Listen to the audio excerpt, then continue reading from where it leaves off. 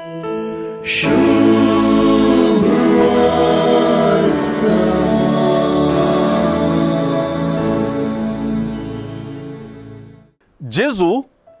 बापा लागी आपल्या शिसां खातीर मात्र न्हय, ह्या शिसांची शिकवण ऐकून जेजूचेर विश्वास दवरूंक वेच्या सर्वांक आपल्या मागण्याचो वांटो करता. सुवार्थेंत जेजूचे मागणे ताच्या शिसांनी आनी ताचेर विश्वास दवरतल्यांनी एक जावन आसच्याक वत्तू दिता. सुवार्थेकाराचे मोतींत आपलोसो क्रिस्ती समुदाय आसा म्हणून हांगासर आमी समजूं येत.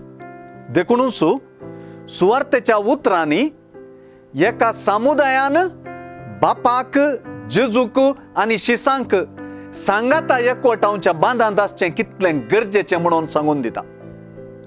आनीकय स्पश्ट तरान सांगचें तर सुवार्थेकारा प्रमाणे संवसारांत क्रिस्तांवां मदलो एकवट आनी अविरोधपण जेजूक संवसारीन धाडलेलो बापान म्हणलें सत जब्बर तरान प्रगट करचें हातेर जाता.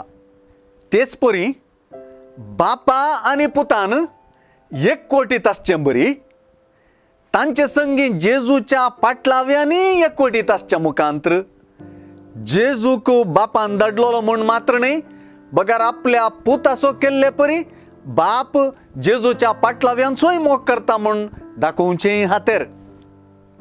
ह्या भावार्थाच्या एकवटांत वांटेली जाल्लीं सर्व जेजूचे महिमेन वांटेली जातात आनी जेजून आपल्या बापाची वळख करून दिल्ल्याचो शेवट ह्या मुखांतर जारी जाता.